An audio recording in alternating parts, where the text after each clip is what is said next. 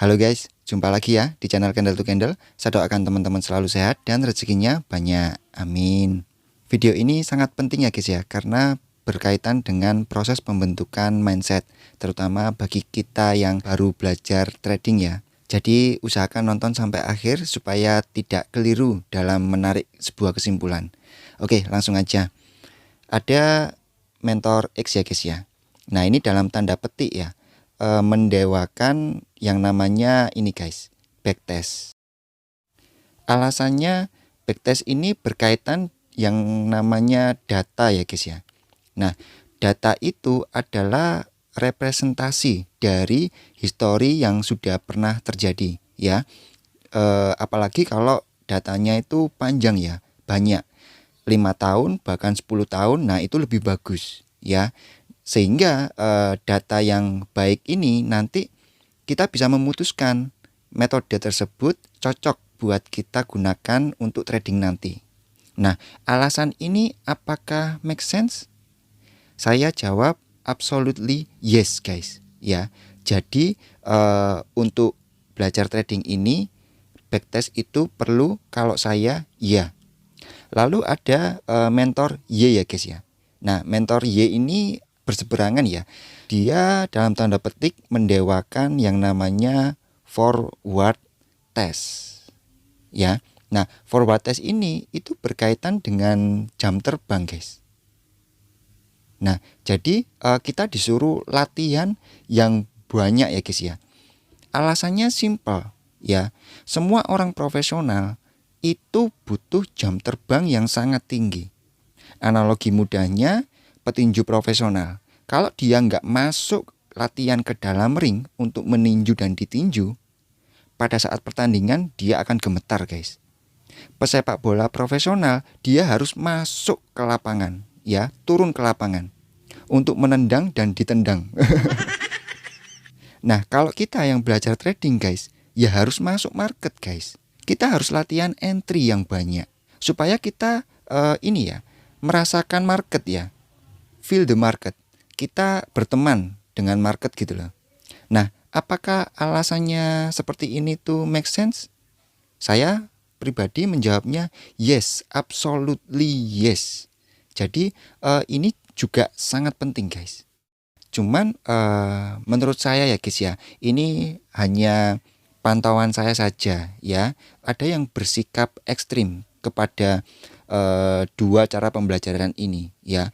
Ada yang ekstrim banget dengan backtest, ada yang ekstrim banget dengan forward test. Nah, di sini bagi teman-teman, khususnya teman-teman CTC ya, saya mau membahas kedua ini supaya nantinya itu bagaimana sih kita harus bersikap terhadap semua informasi yang beredar di YouTube ya khususnya ya. Oke, supaya lebih clear, saya akan buatkan ilustrasi ya guys ya. Nah, sebelumnya saya mohon maaf kalau ada nanti kesamaan nama atau kondisi pengalaman ya. Jadi kayak disclaimer sinetron ya guys ya. Ada yang namanya Adi dan Budi guys ya. Jadi mereka ini teman lama ya. Lama tak jumpa setelah lulus sekolah. Nah, mereka ini bertemu guys ya. Setelah ngobrol lama ya, akhirnya sampai pada obrolan mengenai trading guys. Ternyata si Budi ini sudah trading for living. Nah, si Adi ini belum. Adi bertanya ke Budi, Bud, kamu pakai metode apa? Saya pakai metode ini, cuman double top aja. Oh, pakai double top aja sudah bisa trading for living ya? Iya di. Win rate-nya berapa Bud? Win rate-nya nggak besar, cuman 60-an% ya. Lalu risk reward-nya saya ambil 1:3. Wah, itu sudah sangat bagus Bud. Lalu konsekutif loss-nya 6D. Lalu konsekutif win-nya ini hampir sama, kira-kira 5-6. Terus kamu pakai resiko berapa Bud per trade? Saya main aman saja. Jadi saya risk per trade cuman pakai maksimal 2% dari saldo. Jadi kalau ada consecutive loss ya katakanlah minus 12% aja gitu. Nah, psikologis ini masih terjaga. Nah, singkat cerita besoknya Adi deposit guys. Jadi pakai metode double top yang Budi pakai karena Adi juga salah satu yang ekstrim backtest gitu, suka dengan data. Jadi kalau nggak percaya kalau nggak ada data gitu. Nah, setelah deposit ternyata guys saldonya itu MC guys setelah 3 bulan ya. Jadi double topnya gagal. Nah, suatu hari mereka bertemu kembali guys dan mereka membicarakan tentang double top. Nah, Adi curhat nih, Bud, saya MC setelah 3 bulan saldo saya habis. Loh, kok bisa di? Kamu pakai metode apa? Ya pakai metodemu Bud, double top itu. Loh, kok bisa? Selama saya 3 bulan ini saya malah grow 30% Bud akun saya. Kok kamu bisa MC? Nah, singkat cerita dijelaskan sama si Budi. Double top itu kayak gini. Ketika harga naik, kemudian terjadi resisten, ya harga turun, anggap ini resisten ya, pertama, lalu harga naik lagi. Nah, Budi bertanya ke Adi, nah kalau kondisi seperti ini kamu gimana Di? Saya langsung saya limit di sini. Nah, di sini ternyata salah. Budi nggak gini caranya. Budi menunggu terbentuknya CRS di sini gitu. Jadi di sini dia marking zone ya, marking zone supply atau resisten gitu. Terus menunggu adanya konfirmasi CRS. Jadi ternyata backtestnya Budi itu double top plus CRS. Nah, dijelaskan sama Budi, CRS itu candlestick reversal signal. Polanya apa aja yang termasuk CRS? Nah, Budi menggunakan ini guys. Kalau ini double top berarti kan bidiknya sell. Jadi Budi menunggu adanya bearish engulfing. Ya, ini salah satu CRS. Kemudian kalau nggak gitu, Budi menunggu ini adanya doji ya. Nah, tapi perlu juga menunggu konfirmasi bearish. Nah, di sini biasanya kita kenal dengan evening star. Ada lagi yang namanya three inside down. Jadi seperti ini. Nah, lalu yang terbaru itu ada yang namanya ini dominant break. Nah, kalau yang ini ya satu candle dimakan oleh satu candle. Kalau ini satu candle dimakan oleh 2 candle. Kalau ini satu candle dimakan oleh minimal 3 candle. Nah, jadi semua ini sama konsep dasarnya. Ini adalah pola pembalikan ya, pola candlestick. Nah, jadi si Budi ini chart pattern ditambah candlestick pattern sebagai konfirmasi gitu. Nah, kalau di sini sudah terjadi yang namanya konfirmasi, baru Budi sell ya, SL-nya di atas dan ambil 1/3 nanti TP-nya. Jadi seperti itu. Kalau misalkan ini tidak terjadi CRS-nya, ya berarti nggak ambil. Nah, rules seperti ini itu sangat berpengaruh kepada data ini, data backtestnya. Jadi waktu si Budi backtest itu kan memasukkan ya datanya ya. Nah, kalau nggak muncul yang namanya CRS ini ya, itu nggak dimasukkan ke datanya gitu. Hanya yang muncul konfirmasi baru dimasukkan data, baru datanya ini tuh valid gitu. Oke, saya akan beri contoh di chartnya ya. Oke, kita sudah berada di TradingView ya guys ya. Saya akan coba cari contohnya ya, apa namanya backtestnya si Budi ya. Nah ini ya guys ya. Nah ini kelihatan jelas ya. Ini kan harga naik ya, kemudian turun. ini kan berpotensi ya untuk menjadi double top ya. Jadi di marking di sini ya. Ini guys, naik. Muncul candle bearish, tapi lihat tidak menjadi bearish engulfing atau three inside down atau dominant break, tidak. Maka data ini guys itu tidak dimasukkan ke dalam tabel ya, tidak dimasukkan ke dalam tabelnya. Jadi data ini tidak valid guys. Terus contoh lagi, nah ini ya guys ya, ini naik ya, kemudian turun ya. Nah ketika ini naik ya guys ya, coba perhatikan di marking di zone ini ya, supply atau resisten, dan lihat ternyata tidak menjadi CRS. Nah ini juga tidak masuk ke dalam data backtest karena ini datanya nggak valid gitu loh ya. Lalu coba ini naik. Nah terus ini guys, ini ya, ini naik ya, kemudian turun, kemudian naik. Nah coba perhatikan ini ya. Nah di zone supply atau resisten ini coba lihat bullish, doji, bearish. Nah ini ada Morningstar ya.